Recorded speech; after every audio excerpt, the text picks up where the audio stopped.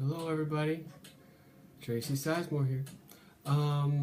We're in RPGaDay and it is day 13. And the question of the day is a good one, one that I like, which is describe a game experience that changed how you play. And I have a few answers for this, and I'm just going to go through all of them because I can't choose just one. So, and the truth is that I am continually refining both how I play and how I run and how I design games, design adventures, based on my experiences of how other games have gone or what I see other people do, and that's sort of the beauty of it all. Is that it's, for me, it's a constantly, there's always room for improvement in a tough thing like running RPGs, so or in playing them, for that matter. So I won't go as long as I did the other day with my impactful session, but I do have a few answers. So the first one that came to mind was hearkening back to that impactful session video I did. There was, before the Han Cluster Rassiter Calamity, which is what that adventure was called, was that adventure. It started out as a playtest of a ghost of that adventure. I mean, my first attempt at it, right? And we played through it with one of my local groups, Daryl Hayhurst, Don Hayhurst, David Andrews. I don't remember who else was there, but it was my first attempt to create a one-shot adventure for a con, and I'd never run at a con before, and this was a year ago or so, maybe a little more than that, and I was trying to write something that I'm like, okay, I'm going to run this. And what the first mistake I made was what would people want to play? And so I tried to write, you're a trade ship and you're a crew and you run into trouble and you do these fights with people and you do this and that, and I was trying to write it for an intended audience, I suppose. I was trying to write it for a con audience. Like, what would people be attracted to when they're looking at the event listings at a con? And when we ran it, that test with my friends, they will tell you it went fine, and maybe they really do feel that way, and I think they do. I think they would have told me if it was really bad, but they did acknowledge that it wasn't fantastic. I thought it was horrible. It just didn't flow well, and it didn't feel good, and it didn't have any of the stuff that I might inject into an adventure from my perspective. And so after the game was over, I just felt it was really bad. And my friends encouraged me and said, no, it's good. You should just, this is going to be a good con game. And I'm like, that was horrible. And so I went away, and I didn't get to test it again before I ran my first con game. But what it morphed into out of that experience was what it is now, which is it has all those little things that I want to inject into a game. And so what I learned from that experience was probably the most important thing, especially a new GM should learn, is run what you love. Don't worry about what people are going to be attracted to. Run what you want to run. And because if you're passionate about it, and if you work hard enough to be good at it, the people will come to you. The people that you want to play in your games are going to find you and seek you out eventually. It may not be the first time, although I got super lucky the first time at my con game. I got a really great group of players.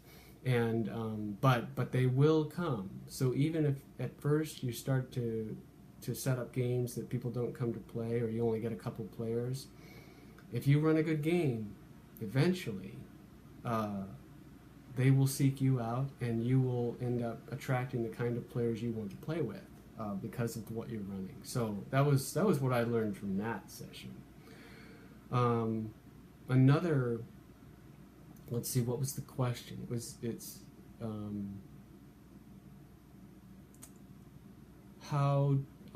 Describe a game experience that changed the way you play. So the experience in the second one was playing in a run through of 50 Fathoms. And 50 Fathoms is a plot point campaign for Savage Worlds. It's one of its first, I think. And it is, it still stands up as one of the most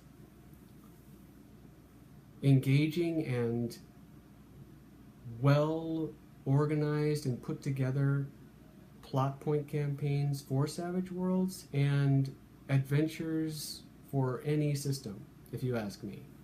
It's sort of magic in a bottle. And so the two things I got out of that experience, and Daryl Hayhurst ran this for us, was the open-ended world concept while still creating dangerous enough motivation for both the day-to-day of going through the world and being in the world. It's a dangerous world, so therefore you sort of will automatically clump together to survive it, even if your player characters aren't necessarily ones that will get along otherwise. And the threat that threatens the world is worldwide. And so it sort of encourages and forces you to have to deal with it at some point. Maybe not right away, but sometime you're going to have to deal with the fact that the world is drowning, because there's only like one race that can survive that. So even if you choose sort of not so nice characters, eventually you're sort of drawn into having to deal with this problem.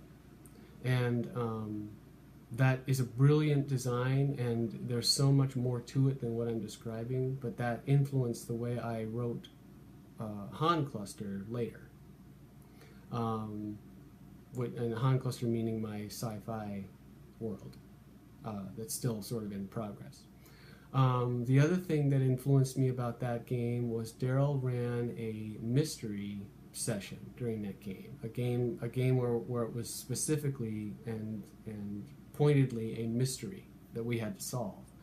Daryl runs mysteries in a very unique way, and he's come up with his own kind of system, and that was really the first time I had seen it in action, and I thought, oh, this is really brilliant.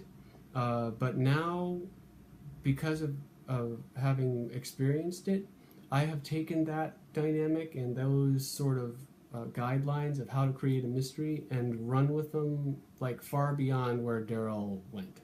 So the way I run mysteries now has a seed of origin in what Daryl came up with at first. And I sort of do it my own way and, whatever. And he is super encouraging about that. But I owe it to Daryl, and anybody who's played in one of my mystery games has a debt to thank to Daryl Hayhurst for how that started. And I that changed the way I run mysteries, and I could go on and on about that, but I'm not going to now. Another, I guess the final one I'll mention, and I've got others, but I'll call it down to this, is my friend Camden Wright, who is the GM I want to be when I grow up. He is phenomenal. Camden Wright if you see that name on an event listing for any con, the first thing you should do is sign up for it. It doesn't matter what he's running. It doesn't matter. It's likely going to be Savage Worlds, but it might end up being something else. He runs quite a few things. But anything he is running, I would encourage you to sign up. And people in the know already know this. So they're going to sign up really fast for Camden's games. Camden is a GM who lives in the Denver area. He's a phenomenal person and an amazing GM. And he's a really good friend of mine. And playing in his games for the first time was eye-opening in that it's like, oh, this is the path I'm on. This is the direction I'm going as a GM. And now I have a target, kind of. I mean, I'm going to do my own thing, but now I have sort of an inspiration to hitch my wagon to, and just watching him GM a game, he brings so much feeling to it, and his plots are really good. His characters are perfectly put together in terms of pre-gens and matching the plot and specific to it, and just his energy he brings to it, the way he handles complications and things that go wrong. It's I don't know, some GMs will make things, when things go wrong, it becomes an adversarial relationship, right? That's obviously not the ideal. That's not generally what you want. Camden is a brilliant GM in terms of complications, because his stuff, when things go wrong, it's fun. He makes it fun. He makes it a complication, but he makes it fun. And most GMs do, but Camden's particularly good at it. And he's particularly good at engaging with you like you're the only other person in the room when he's giving you spotlight. So I think I'm close to what Camden is, but in terms of some of the things I admire the most about him. But playing in his game for the first time, there was Nanny Force, which is one he runs now and then. Really good. I highly recommend it.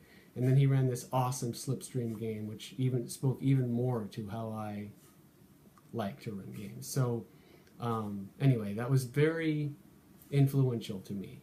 And in as much as I already was on the path, but he gave me a light at the end of the tunnel to go toward, like, okay, this is the GM I'm going to be when I grow up.